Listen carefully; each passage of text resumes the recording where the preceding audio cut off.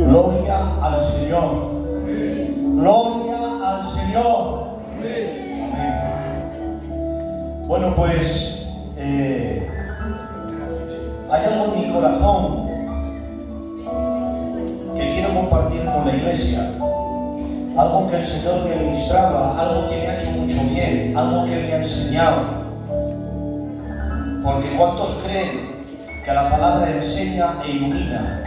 Levanta tu mano conmigo y di un vivo y fuerte amén. Amén. Amén. Gloria a Dios. Bueno, pues yo quiero hablar de un pasaje muy conocido, algo que ya todos sabemos porque se ha predicado muchas veces. Y es del pasaje de Pablo y Silas en la cárcel de Filipos. Hechos capítulo 16, versículo del 22 en adelante. Dice así la palabra del Señor. Y se agolpó el pueblo contra ellos, y los magistrados, rasgándole las ropas, ordenaron azotarles con varas. Después de haberles azotado mucho, los echaron en la cárcel, mandando al carcelero que los guardase con seguridad. El cual, recibido este mandato, los metió en el calabozo de más adentro y les aseguró los pies en el cepo. Pero a medianoche, orando Pablo y Silas, cantaban himnos a Dios y los presos los oían. Entonces sobrevino de repente un gran terremoto, de tal manera que los cimientos de la cárcel se sacudían. Al instante se abrieron las puertas, las cadenas de todos se soltaron. Despertando el carcelero y viendo abiertas las puertas de la cárcel, sacó la espada y se iba a matar, pensando que los presos habían huido. Mas Pablo clamó a gran voz: no te hagas ningún mal, pues todos estamos aquí. Entonces, pidiendo luz, se precipitó dentro y temblando se postró a los pies de Pablo y de Silas. Y sacándolos les dijo: señores, ¿qué debo hacer para ser salvo? Ellos dijeron: cree en el Señor Jesucristo y serás salvo tú y tu casa. Le hablaron la palabra del Señor a él y a todos los que estaban en su casa. Y tomándolos él en aquella misma hora de la noche, les lavó las heridas.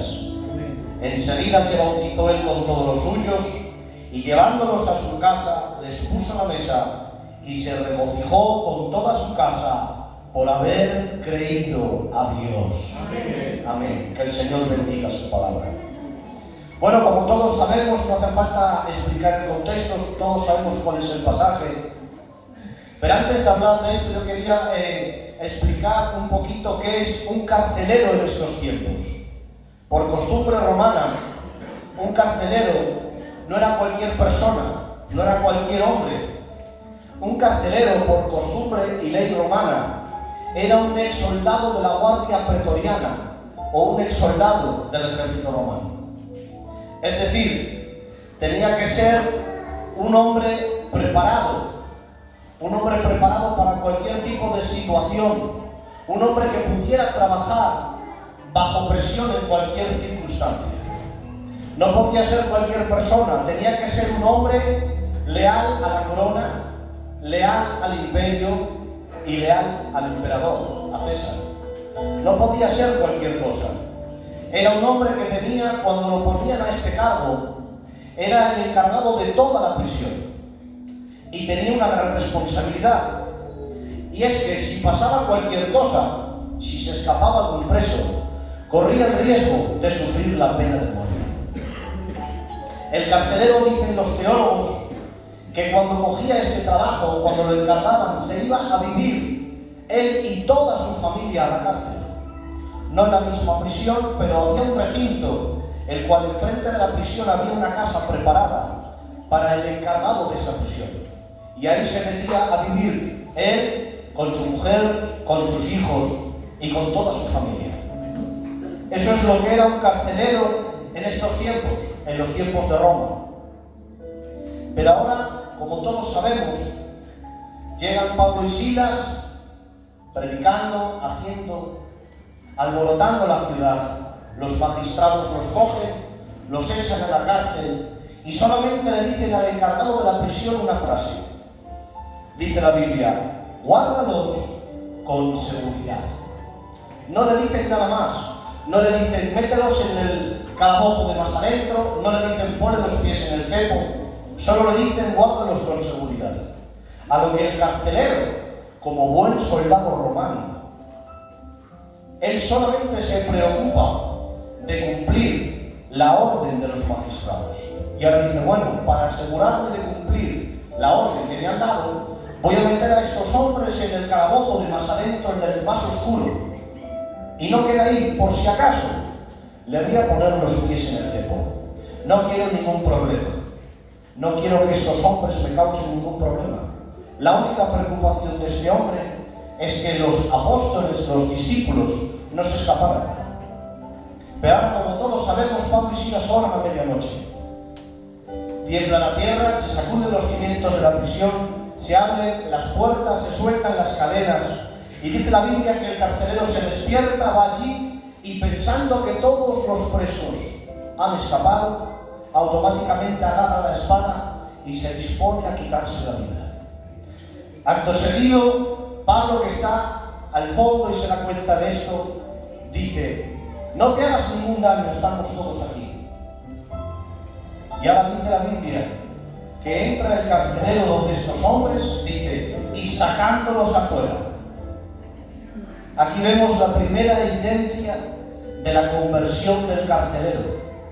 El mismo hombre que minutos antes estaba dispuesto a quitarse la vida porque pensaba que se habían escapado, es el mismo hombre que es capaz de meterse hasta adentro, postrarse a sus pies, agarrarlos de la mano y sacarlos hacia afuera. Ahí vemos la primera evidencia de la conversión del carcelero. Pero no queda ahí. Dice la Biblia que después de que Pablo y Silas le predican la palabra del Señor, dice que en aquella misma hora les lavó las heridas. El mismo hombre que la única preocupación que tenía era que estos hombres no se escaparan. La única preocupación que él tenía era, yo no quiero problemas, los voy a meter en el calabozo de más adentro, los pies en el cepo, yo no quiero líos. Es el mismo hombre que se preocupó por lavar y curar las heridas de los discípulos. Aquí vemos la segunda evidencia de su conversión. La tercera evidencia es que se los llevó a casa y los sentó y les sirvió de comer. El mismo hombre que los metió allá adentro sin importarles nada, sin saber cómo venían, si estaban bien o si estaban mal, es el mismo hombre que se los llevó a su propia casa, los sentó a su mesa y les sirvió de comer. Y a mí esto me impactaba porque la conversión no fue de puertas hacia afuera, sino también fue de puertas hacia adentro, convirtiendo así a toda su casa. Amén, amén. Gloria a Dios. Y por último, la cuarta evidencia de la conversión es que este hombre se regocijó con toda su casa. Y a mí me llamaba la atención porque el mismo hombre que quería suicidarse y que quería matarse es el mismo hombre que se regocija por haberle creído a Dios. A mí me llamaba la atención esta palabra, regocijo. Me llamaba la atención y mirando un poquito y leyendo, he encontrado que en el original griego, esta palabra, regocijo, en este texto, implica un término en griego que es agaliao.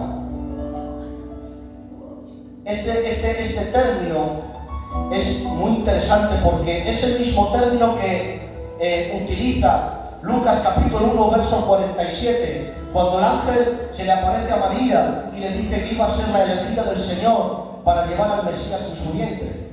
Y dice Lucas 1:47, y mi espíritu se regocija en Dios mi Salvador. Pero es el mismo término que utiliza el apóstol Pedro. Primera de Pedro 1:8 dice la Biblia, a quien amáis sin haberme visto, en quien creyendo, aunque ahora no lo veáis, os alegráis con gozo inefable y glorioso. Aquí Pedro está describiendo la alegría y la esperanza que puede experimentar un cristiano a pesar de estar en medio de la prueba. Y este mismo término es el que se emplea para explicar el regocijo, la alegría y la esperanza de este carcelero.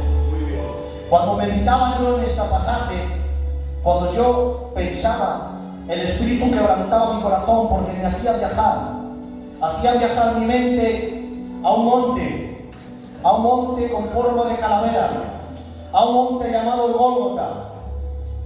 Y déjeme decirle algo, iglesia del Señor. De la misma manera que este hombre sacó a aquellos discípulos de ese calabozo oscuro, tenebroso, en tinieblas, de la misma manera Cristo en la cruz del Calvario nos sacó de nuestra antigua condición, nos rescató de nuestra oscuridad, nos rescató de nuestra tiniebla. Dice en 1 de Pedro 1:18, sabiendo que fuisteis rescatados de vuestra vana manera de vivir, la cual recibisteis de vuestros padres no con cosas corruptibles como oro o plata, sino con la sangre preciosa de Cristo, como un cordero sin mancha y sin contaminación.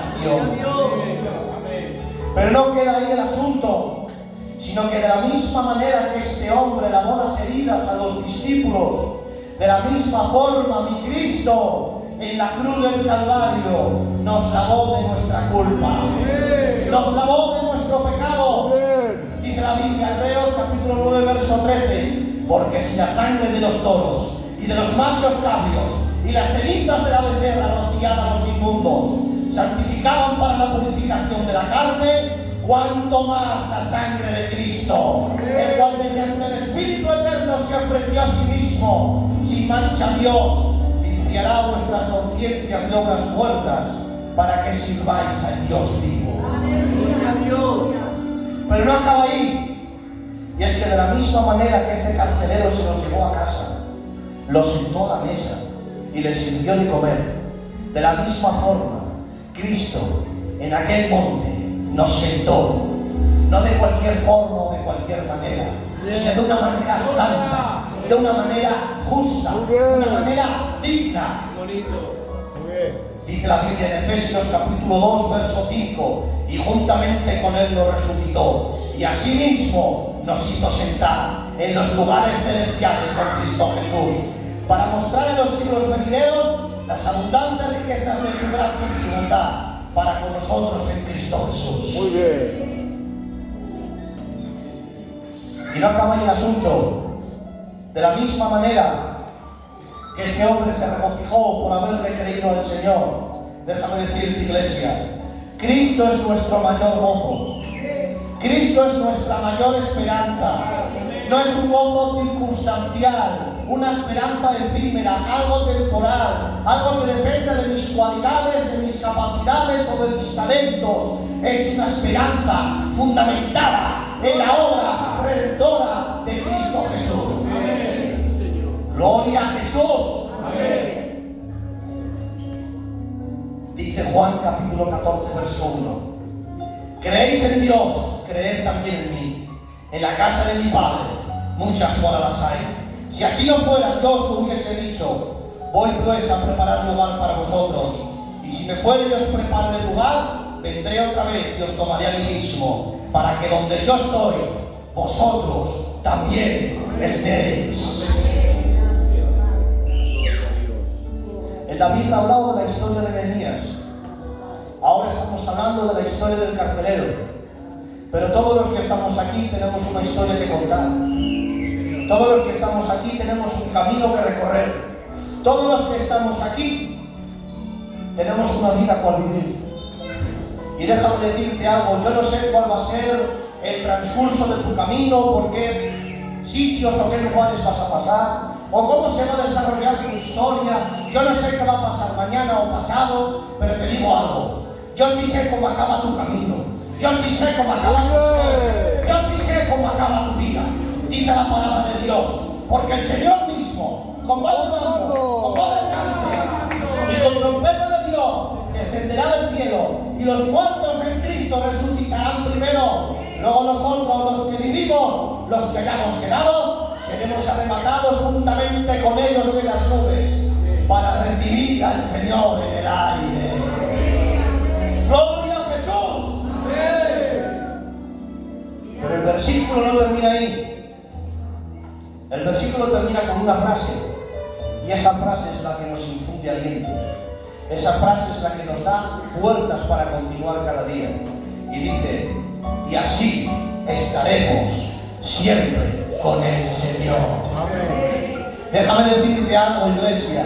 El propósito de tu existencia es estar con Él. El fin de tu historia es estar con Él. El fin de tu camino es poder abrazarle, aquel al que amas y adoras.